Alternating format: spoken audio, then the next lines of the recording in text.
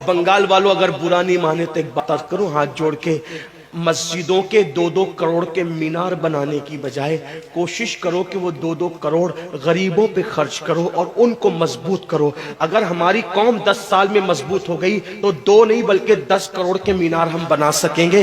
اس لیے میری گزارش ہے، جلسوں کے خرچے بھی کم کرو، شادیوں کے خرچے بھی کم کرو اور سب خرچے کم کر کے اپنی قوم کو مضبوط کرو۔ حضور علیہ السلام اسی لیے تشریف لائے تھے۔ تو دیندار بنو، مالدار بنو، اور نمبر 3 ایجوکیشن پہ بہت محنت کرو۔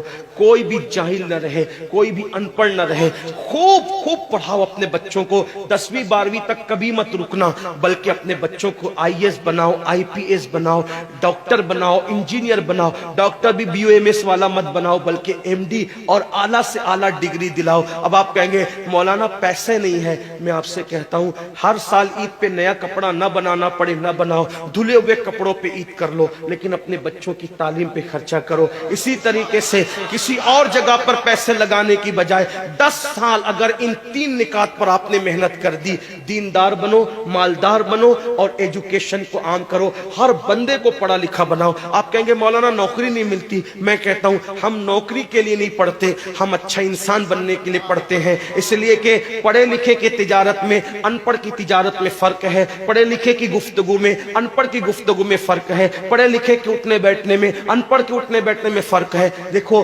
آپ یہ نہیں کہتا ہوں کہ آپ سب ان پڑھو، لیکن ایک بات آپ سے کہتا ہوں، محفل میں پڑھے لکھوں کا انداز اور ہوتا ہے، ان پڑھ لوگوں کا انداز اور ہوتا ہے۔ کھانے میں، پینے میں، اٹھنے میں، بیٹھنے میں تعلیم کو عام کرو، دنیا بھی پڑھاؤ، آخرت بھی پڑھاؤ۔ اپنے بچوں کو اتنا علم دو کہ وہ مسلمان رہے، سچے مسلمان رہے، اور اپنی بچیوں کو بھی اتنا علم دو سچی پکی مسلمان رہے، اور اسکول، کالج، یونیورسٹی میں اعلیٰ سے اعلیٰ تعلیم دلاؤ۔ اور یاد رکھنا غربت کا بہانہ مت بناؤ۔ بیٹیا کی شادی ہوتی ہے تو لاکھوں روپے کہاں سے آتے ہیں، اور آپ سے کہتا ہوں 8 گھنٹے محنت کرنے کی بجائے 16 گھنٹے محنت کرو، محنت میں پیچھے مت ہٹو، اپنے بچوں کو پڑھاؤ۔ صرف 10-12 سال ہندوستان کے تمام مسلمان محنت کر کے اپنے بچوں پہ محنت کر لیں، کوشش کر لیں، کاوش کر لیں، تو دیکھنا نقشہ بدل جائے گا۔ یہ بھی آپ سے کہتا ہوں، ایک بات کہتا ہوں، منع نہیں کر رہا ہوں، اگر مجھ سے غلطی ہو تو میرے علماء اصلاح کریں گے، آپ میری ذات کو دیکھ کے قبول نہیں کرنا۔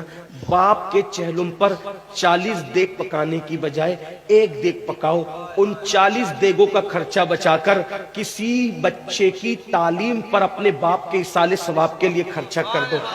پیر صاحب کے مزار پر 1 لاکھ کی چادر لا کے ڈالنے کی بجائے 100 روپے کی چادر ڈال دو، باقی کے پیسے بچا کر غریبوں کی تعلیم پہ خرچہ کر دو۔ پیر صاحب کے ایصال ثواب کے لیے وہ اس 1 لاکھ کی چادر سے جتنا خوش ہوں گے، وہ 100 روپے کی چادر سے بھی اس سے زیادہ خوش ہوں گے، کیونکہ آپ نے کسی کو اٹھا دیا، کسی کو آپ نے ترقی پہ لے گئے۔ ایک بات کہتا ہوں، میرا پیر جنتی ہے تو میرے پیر کو میری 1 لاکھ کی چادر سے کیا غرض، اس کو تو جنت میں اس سے بہتر لباس مل چکا ہے، اس کو تو 1 لاکھ کا اس سے بہتر لباس مل چکا ہے۔ تو یہ باتیں تلخ لگے معاف کرنا، لیکن آپ سے ایک بات کہتا ہوں، رسومات سے نکلو، حقیقتوں کی طرف آؤ، رسومات سے نکلو، سچائیوں کی طرف آؤ۔ ایک دوسرے کو گرانے کی کوشش مت کرو، ایک دوسرے کو اٹھانے کی کوشش کرو، آپس کے جھگڑے ختم کرو۔ تیرا سلسلہ بڑا، میرا سلسلہ بڑا، تیری برادری بڑی، میری برادری بڑی، تیرا پیر بڑا، میرا پیر بڑا۔